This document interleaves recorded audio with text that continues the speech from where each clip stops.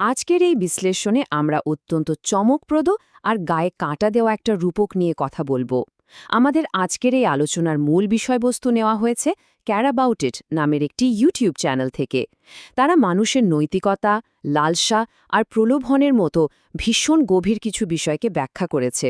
আর এই ব্যাখ্যাটা তারা দিয়েছে একদম বাস্তব জীবনের একটা গাঢ় উপমার মাধ্যমে, যা শুনলে রীতিমতো চমকে উঠতে হয়।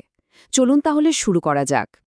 এই পুরো বার্তার পেছনের আসল অর্থটা বুঝতে হলে আমাদের শুরু করতে হবে ভীষণ অদ্ভুত আর রোমহর্ষক একটা টিকে থাকার গল্প দিয়ে। স্ক্রিনের এই প্রশ্নটা দেখুন, ব্লাড পপসিকল বা রক্তের আইসক্রিম। শুনতে যতটা অদ্ভুত আর ভয়ঙ্কর লাগছে, এর পেছনের গল্পটা কিন্তু ততটাই বাস্তব এবং নির্মম। এই উৎসটিতে মূলত বলা হয়েছে প্রাচীনকালে মানুষ কিভাবে বন্য নেকড়ের হাত থেকে নিজেদের গ্রামকে রক্ষা করত তার একটা বিশেষ পদ্ধতির কথা। তো আমাদের প্রথম পর্ব, প্রাচীন শিকারের ফাঁদ, এক ভয়ঙ্কর প্রস্তুতি। বর্ণনা অনুযায়ী এই ফাঁদটা তৈরির প্রক্রিয়াটা বেশ অদ্ভুত। প্রথমেই একটা বড় ছুরি নেওয়া হতো, আর এর ব্লেডের প্রান্তটাকে একদম খুরের মতো তীক্ষ্ণ আর ধারালো করা হতো। এরপর সেই ধারালো ছুরিটাকে তাজা রক্তে ডুবিয়ে হিমাঙ্কের নিচে কনকনে ঠান্ডায় বাইরে রেখে দেওয়া হতো। প্রথম স্তরে রক্ত জমে যাওয়ার পর সেটাকে আবারও রক্তে ডোবানো হতো। এভাবে বারবার রক্তে ডুবিয়ে স্তরে স্তরে রক্ত জমানো হতো। আর সবশেষে যখন পুরো ছুরির ব্লেডটা জমাট বাঁধা রক্তে ঢেকে যেত, তখন ছুরির হাতলটা শক্তভাবে মাটিতে পুঁতে দেওয়া হতো, ঠিক এমনভাবে যাতে ধারালো প্রান্তটা ওপরের দিকে মুখ করে থাকে। এই পুরো প্রক্রিয়াটা শেষে ঠিক এমন একটা জিনিস তৈরি হতো যা দেখতে অবিকল একটা রক্তের পপসিকল বা আইসক্রিমের মতো। আর এই জিনিসটাকেই রাতের অন্ধকারে ফাঁকা জায়গায় ফেলে রাখা হতো।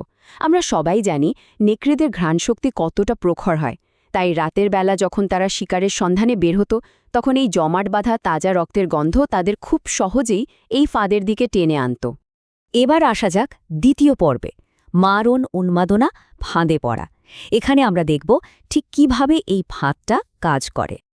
এই ফাঁদে পড়া নেকড়ের করুণ পরিণতিটা শুরু হয় খুব নিরীহভাবে। প্রাণীটা প্রথমে সেই জমাট বাঁধা রক্ত চাটতে শুরু করে, কিন্তু বাইরের চরম ঠান্ডা আর ওই জমাট বরফের কারণে খুব দ্রুতই নেকড়েটার জিভের স্নায়ুগুলো অনুভূতিহীন বা পুরোপুরি অবশ হয়ে যায়। এরপর জিভ চাটতে চাটতে এক পর্যায়ে যখন বরফ গলতে শুরু করে, তখন নেকড়েটার জিভ সরাসরি ওই খুরের মতো ধারালো ব্লেডটার সংস্পর্শে চলে আসে। কিন্তু চমকপ্রদ ব্যাপার হলো, জিভ অবশ থাকার কারণে সে কোনো ব্যথাই অনুভব করতে পারে না, আর তাই সে ক্রমাগত ওই ধারালো ব্লেডটা চাটতেই থাকে। যেহেতু সে কোনো ব্যথা পাচ্ছে না, তাই ধারালো ব্লেডের আঘাতে খুব স্বাভাবিকভাবেই নেকড়েটার জিভ কাটতে শুরু করে এবং রক্তপাত হতে থাকে। কিন্তু আসল ঘটনাটা ঘটে যখন নেকড়েটা এই নতুন রক্তের গন্ধ পায় আর স্বাদ গ্রহণ করে।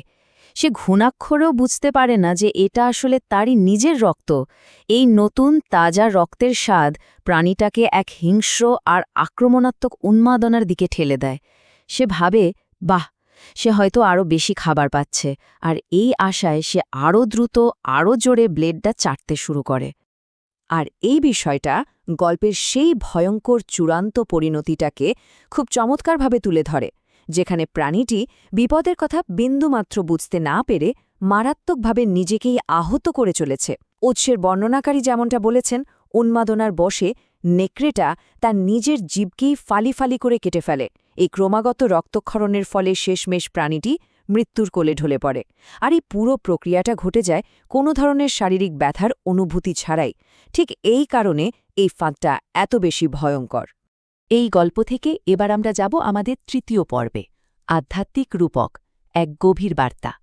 ঠিক এই জায়গাতেই কেয়ার অ্যাবাউট ইট চ্যানেলটি অত্যন্ত আকস্মিকভাবে শিকারের এই গল্পটা থেকে সরে এসে একটা ধর্মীয় এবং নৈতিক সতর্কবার্তায় প্রবেশ করে। উৎসটির দাবি অনুযায়ী পর্নোগ্রাফিরনেরই ধ্বংসাত্মক প্রভাব ফেলে, যেমনটা ওই ব্লাড পপসিকলটি নেকড়ের ওপর ফেলেছিল।